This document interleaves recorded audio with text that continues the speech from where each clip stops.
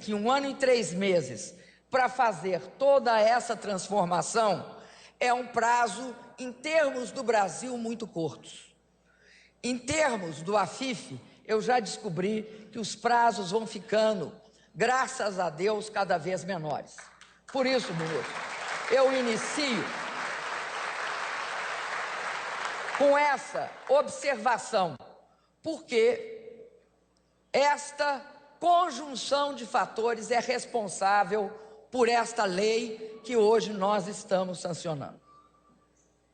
Então, eu quero dizer que o meu empenho em apoiar as políticas voltadas ao fortalecimento, expansão e formalização dos pequenos negócios encontrou nesta secretaria, ministério e no ministro AFIF, eu diria que a sinergia necessária para essa transformação.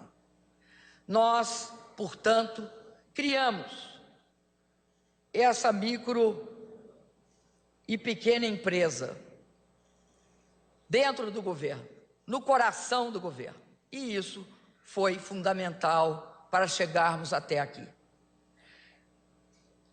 Nós vimos fazendo uma série de modificações na legislação. Nós, no início do governo, ampliamos os limites para o enquadramento das empresas no Simples em 50%, ou seja, aumentamos as empresas que podiam entrar no Simples. Isso foi em 2012. Depois, reduzimos também a alíquota de 11% para 5% do microempreendedor individual. Apoiamos a lei que criou um limite extra para exportação de mercadorias, dobrando o limite de faturamento das empresas exportadoras do Simples.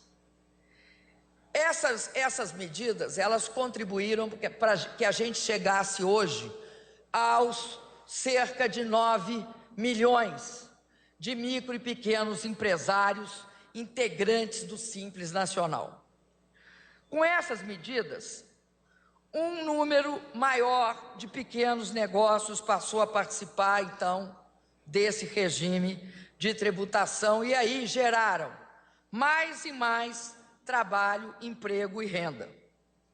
É isso que nos anima a ampliar o alcance do Simples Nacional e dos demais instrumentos que a Lei Geral das Micro e Pequenas Empresas prevê. Cada vez mais é preciso vencer resistências e avançar na simplificação. Eu acredito inteiramente nisso. Por isso, eu gostaria de rememorar um pouquinho só a história. Essa história que começou há 26 anos atrás, quando em 88 a Constituição estabeleceu o tratamento diferenciado para o setor. E eu volto tanto no tempo porque eu quero deixar duas coisas importantes enfatizadas. Primeiro, é que mudanças profundas exigem continuidade e aprimoramento constantes. Não é possível a gente supor que faz uma legislação ou que faz um projeto e que ele, sempre aquilo que vocês chamaram aí muito bem de lei viva, porque não é só a lei, são todos os mecanismos, é o interesse que nós temos e isso só ocorre com continuidade no tempo. Daí porque nós assinamos hoje aquele estudo que será feito por várias instituições sobre a coordenação do SEBRAE. Então, a primeira coisa, continuidade. Continuidade porque você aprimora a política constantemente. É preciso que o Brasil tenha visão de longo prazo para todas as coisas, de curto, médio, mas tenha de ter de longo prazo. A segunda é que, quando há vontade política e uma adequada definição de rumos, boas mudanças acontecem.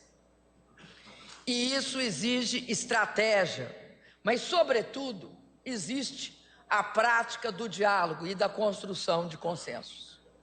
A prática do diálogo e da construção de consensos tem sido estratégica nesta área.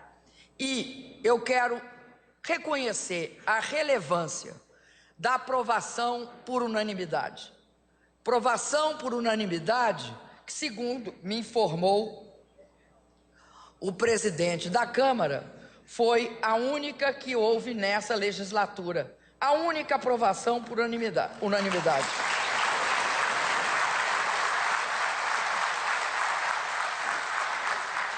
Por isso que nós podemos dizer que a lei que nós assinamos hoje, que eu assinei, é fruto de um entendimento sobre o que é melhor para o Brasil. Houve união de esforços entre o Executivo e o Legislativo. Envolveu-se também os governos estaduais, há que reconhecer, para aprimorar ainda mais o ambiente econômico e regulatório para as micro e pequenas empresas. Eu acho que nós devemos agradecer aos nossos parlamentares por esse entendimento e atendimento à demanda do empreendedorismo brasileiro. A nova legislação que aprovei agora e que é fruto dessa imensa parceria, aprimora o Simples Nacional.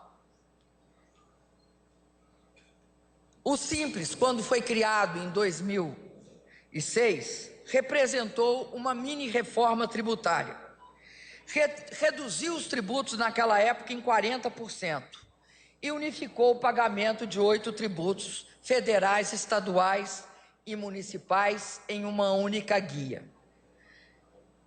Ficou tão bom que a lei passou a ser conhecida como Super Simples. Vejam vocês que é, sem sombra de dúvida, um caminho para qualquer reforma tributária no Brasil, a simplificação e a unificação de tributos. Óbvio que numa reforma tributária a discussão é sobre repartição entre os entes federativos, mas é também uma discussão sobre simplificação. Eu acredito que um marco fundamental em todo esse processo foi, em 2008, no governo do presidente Lula, a criação do microempreendedor individual. Acho que o microempreendedor individual permite que milhões de pequenos negócios também se formalizem. Permite que pessoas fiquem protegidas do ponto de vista da legislação previdenciária e permitem que elas possam exercer de forma clara, transparente, enfim, se formalizando o seu negócio e o seu sonho. O microempreendedor individual de 2008 até hoje, é importante a gente ver que ele chegou a 4.178.000 MEIs registradas. É algo significativo. E eu acredito que, seguramente, com a lei que nós aprovamos hoje, nós vamos ter um aumento ainda maior. Aliás, em 2012, o MEI pôde faturar até R$60 mil anuais, um aumento de 66% no limite de enquadramento do enquadramento anterior. Necessariamente isso terá de evoluir, necessariamente. Temos também hoje, e eu acho importante frisar, um programa chamado Crescer, que é de microcrédito produtivo orientado para expansão de pequenos negócios. Desde 2011, nós apoiamos 10.100.000 operações de crédito, que envolveram 14.200 bilhões de reais, para financiar pequenos negócios ou ampliar os existentes, enfim, tanto para abertura quanto para ampliação. Com essa lei, eu acho que nós damos um salto histórico. Por que eu acho que é um salto histórico? Porque com ela nós universalizamos o Super Simples.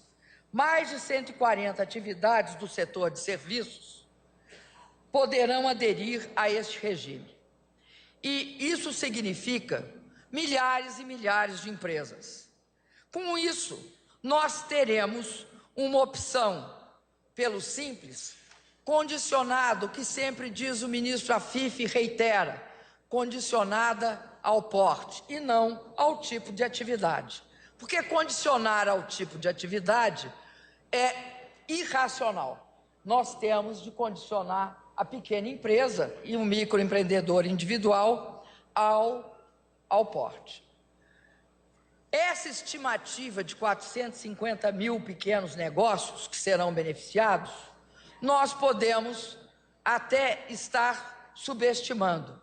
Eu espero que tenhamos subestimado. Acho que é algo intrínseco a tudo que as pessoas almejam, ter seu próprio negócio.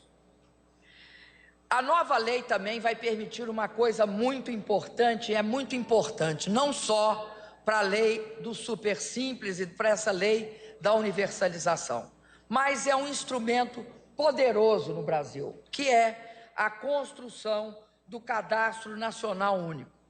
Tanto para, aliás, sobretudo, nesse caso, para empresas, mas o nosso objetivo é construí-lo também para todos os indivíduos, os cidadãos e as cidadãs deste país. Mas o Cadastro Nacional Único permite que as inscrições sejam feitas uma única vez com o CNPJ. E, na verdade, o que faz é tratar a empresa não como várias partes, dado uma decisão arbitrária do poder do Estado, mas tratar como uma pessoa jurídica ou um microempreendedor individual, sem fracioná-lo em várias partes. Esta estruturação do cadastro baseado no único CNPJ, além de ser fundamental, dado a sua eficiência, é uma medida de respeito pelo contribuinte, de respeito pelo cidadão, portanto. O ministro Afif assumiu comigo um compromisso que ele está cumprindo, mas eu conto com vocês para ajudá-lo, que é implantar a Rede Sim na maioria das unidades da federação o mais breve possível. Começa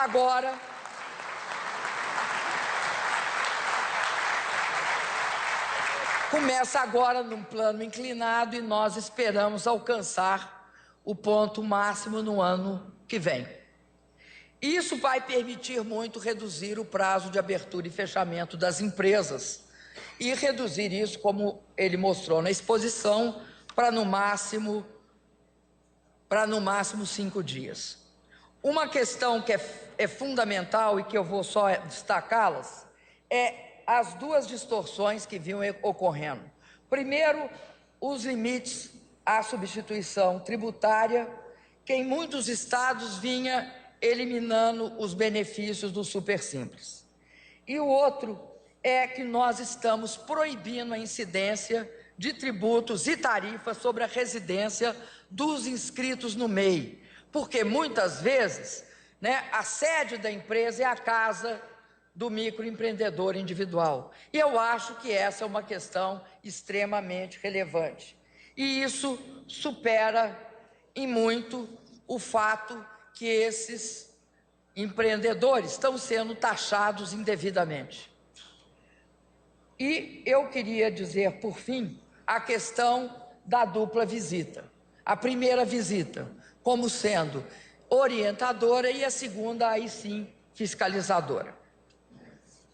É absolutamente inegável para todos nós aqui que precisamos construir um Brasil cada vez menos burocratizado, em que a relação entre o Estado e os cidadãos, pessoas físicas e jurídicas, ocorra por meio de processos simples e poucos onerosos.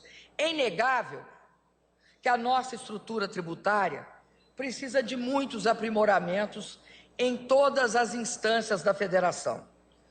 tanto no que se refere aos tributos municipais como aos estaduais e aos federais. A lei que nós sancionamos hoje mostra, contudo, que o Brasil não está inerte no enfrentamento desses desafios. Ao contrário, fizemos, nos últimos anos, uma verdadeira reforma tributária no segmento das micro e pequenas empresas. Por meio de sistemas como o REDSIM, estamos usando a tecnologia em favor do empreendedorismo sobre a diretriz de que a simplificação é a essência da racionalização. Há muito mais a fazer, mas hoje os 9 milhões de empreendedores individuais, micro e pequenas empresas devem celebrar suas conquistas. Com essa nova lei, a vida de todas elas vai ficar, eu me permito dizer, super simples. Muito obrigado.